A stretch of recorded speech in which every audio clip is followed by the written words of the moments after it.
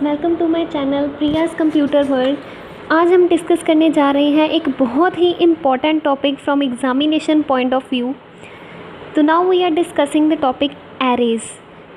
कई बच्चे क्या करते हैं, एरेज को गलत प्रोनाउंस करते हैं, वो अरे कहते हैं। अरे नहीं, इसे हम एरे कहते हैं। ठीक है, तो ये डाटा स्ट्रक्चर का एक बहुत ही इंपॉर्टेंट और बेसिक सा टॉपिक है एरे। तो let's start. It's very important. Array होता क्या है? एरे एक बहुत ही सिंपलेस्ट और most widely use data structure है। इसे बहुत ही ज़्यादा यूज़ किया जाता है। ये मेन बेस है डाटा स्ट्रक्चर का, जिसे आप कह सकते हो। तो एरे को हम किस तरह से डिफ़ाइन करते हैं? एरे जो है वो basically finite ordered set of homogeneous elements होता है। Finite ordered set of homogeneous elements का क्या मतलब है? जो यहाँ पे वर्ड मैंने फाइनाइट यूज़ किया, फाइनाइट वर्ड का मतलब है कि जो हम एरे में एलिमेंट्स यूज़ कर रहे हैं, जितने भी हमने एरे में एलिमेंट्स लिखे हैं वो फाइनाइट होंगे, मतलब आप उनको गिन सकते हो। फाइनाइट मींस आपके जो एलिमेंट्स हैं वो स्मॉल भी हो सकते हैं, हो सकता है थोड़े एलिमेंट्स आपने लिए हो, 5, 10, हो सकता है आपने ज़्यादा एलिमेंट्स ले लिए हो, 100 ले ली हो। ठीक है, तो आप ये काउंट कर सकते हो ना कितने नंबर ऑफ़ एलिमेंट्स हैं। तो ये क्या हो गया? फाइनाइट। ठीक है, तो यहाँ पे जो हमने नेक्स्ट वर्ड यूज़ किया था इसकी डेफिनेशन में, वो था ऑर्डर्ड। ऑर्डर्ड वर्ड का मतलब क्या है? ऑर्डर्ड वर्ड का मतलब है कि जो एरे में एलिमेंट्स हैं वो हम एक सीक्वेंस में अरेंज करेंगे। सीक्वेंस में अरेंज करने का मतलब है कि जैसे आपके पास एरे में एलिमेंट्स हैं तो हम उसको इस तरह से अरेंज कर देंगे, first, second, third up to so on. अगर मेरे पास n एलिमेंट्स हैं तो लास्ट कौन सा एलिमेंट हो जाएगा? nth element. तो 1, 2, 3 up to so on nth element. तो एक सीक्वेंस हो गया ना, एक सीक्वेंस में हम लोग लिख रहे हैं। नेक्स्ट हमने वर्ड यूज़ किया था homogeneous property of array. Homogeneous word का मतलब क्या है कि जो हम एरे में एलिमेंट्स लिख रहे हैं, जितने भी हमने एरे में एलिमेंट्स लिखने हैं वो सेम टाइप के होने चाहिए। सेम टाइप का मतलब क्या है कि अगर आपका एक एलिमेंट इंटीजर डाटा टाइप का है तो जो आप दूसरा एलिमेंट एरे में लिखोगे या थर्ड या जितने भी आपने एरे में एलिमेंट्स लिखने हैं, n तक जैसे एलिमेंट्स लिख रहे हो, तो वो सारे के सारे एलिमेंट्स जो है इंटीजर डाटा टाइप के ही होने चाहिए। ऐसा नहीं हो सकता कि आप एक एलिमेंट इंटीजर डाटा टाइप का ले रहे हो, दूसरा फ्लोट ले रहे हो और तीसरा कैर करैक्टर का ले रहे हो, यानी कि करैक्टर डाटा टाइप का। तो जो भी आपको एक एलिमेंट जैसे इंटीजर का ले लिया तो आपको बाकी सारे एलिमेंट्स भी इंटीजर डाटा टाइप के ही लेने हैं। मिक्स डाटा टाइप नहीं आप कंसिडर कर सकते। तो ये तो था बेसिक सी डेफिनेशन एरे की। ठीक है, नेक्स्ट हम डिस्कस करने जा रहे हैं वन डायमेंशनल एरे क्या होता है। वन डायमेंशनल एरे को हम लोग जनरली किस तरह से लिखते हैं? A1, A2, up to so on. बीच में कहीं पे जैसे मैं n एलिमेंट्स ले रही हूँ, बीच में कहीं पे k होएगा, kth एलिमेंट AK, और up to so on AN। ठीक है, इस तरह से हम लोग वन डायमेंशनल एरे को लिखते हैं। तो यहाँ पे जो मेरे पास A1 है, A1 का मतलब क्या है कि ये एरे का फर्स्ट एलिमेंट है। 1 क्या डिनोट कर रहा है? First element of array. तो यहाँ पे A2 क्या है? Second element of array. और AN लास्ट वाला क्या हो गया? nth element of array. यहाँ पे जो मैंने वर्ड A यूज़ किया, कैपिटल A, उसका मतलब क्या है? उसका मतलब है कि it is the name of an array of n elements. ये बेसिकली एरे का नाम है। ठीक है, कैपिटल A। और जो मैंने बीच में यूज़ किया था के वर्ड यूज़ किया था, तो के वर्ड का मतलब क्या है? इंडेक्स या फिर सबस्क्रिप्ट इसे कहते हैं।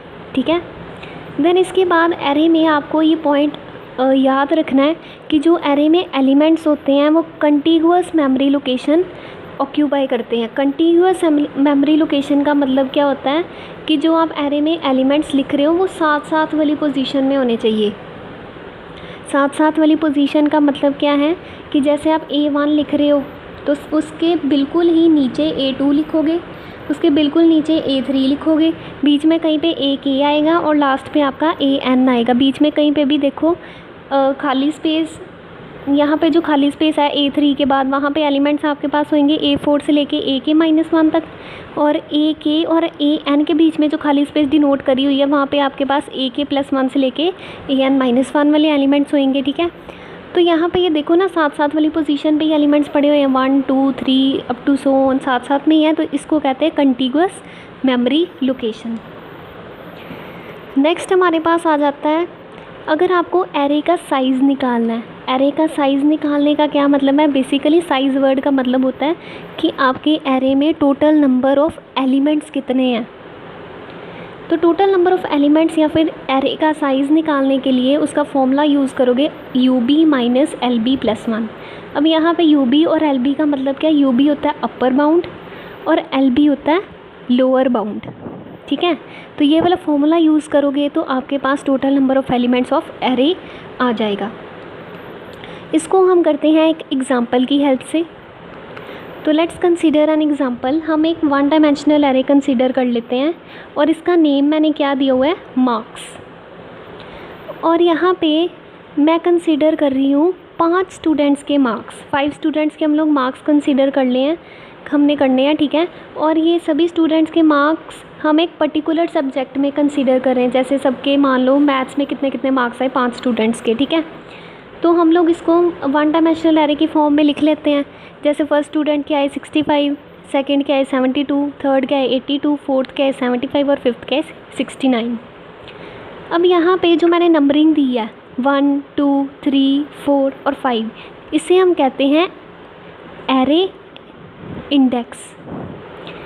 एरे इंडेक्स होता है ये जो हमने नंबरिंग दी है 1, 2, 3, 4, 5। और ये जो मेरे पास मार्क्स हैं उनको हम कहते हैं एरे एलिमेंट्स। जो मैंने ये लिखे ना 65, 72, 82, 75, 69, ये एरे एलिमेंट्स हैं। अब यहाँ पे देखो जो 1 है उसे हम कहेंगे लोअर बाउंड, क्योंकि वो सबसे नीचे है ना, सबसे पहले है, तो वो लोअर बाउंड होगी। और जो आपके पास 5 है वो क्या है? Upper bound. लास्ट वाला जो है आपके पास एरे इंडेक्स 5 वो क्या है? Upper bound. अब यहाँ पे देखो मार्क्स 1, मतलब मार्क्स 1 का मतलब क्या है कि फ़र्स्ट स्टूडेंट ने कितने मार्क्स स्कोर किए। तो वो यहाँ से आप देखो फर्स्ट स्टूडेंट ने कितने मार्क्स स्कोर किए 65। तो वैसे ही सेकंड स्टूडेंट ने कितने मार्क्स स्कोर किए 72, मार्क्स 3 82, मार्क्स 4 75 एंड मार्क्स 5 69 आ गया। देन ये सारे मार्क्स लिखने के बाद आपको क्या करना है? अब साइज़ ऑफ एरे वाला जो फॉर्मूला है ना, upper bound minus lower bound plus 1, इसे यूज़ करना है बिकॉज आपको टोटल नंबर ऑफ़ एलिमेंट्स निकालने हैं ना। तो अपर बाउंड यहाँ पे हमने क्या कंसीडर करी थी? 5। अपर बाउंड हमने 5 कंसीडर की थी ना। और आप देखो कि जो लोअर बाउंड थी, लोअर बाउंड हमने क्या कंसीडर की थी? 1। जो हमने वन डायमेंशनल एरे में लिखा था ना, तो वहाँ पे लोअर बाउंड 1 थी और अपर बाउंड हमारी 5 थी। तो अब हमारे पास फॉर्मूले में वैल्यू फिल करने के बाद साइज़ ऑफ एरे क्या आ जाएगा? 5 - 1 + 1। तो साइज़ ऑफ एरे या फिर आप कह सकते हो टोटल नंबर ऑफ़ एलिमेंट्स हमारे पास कितने आ गए? 5, ठीक है। तो आई होप आपको ये सारा क्लियर हो गया होगा।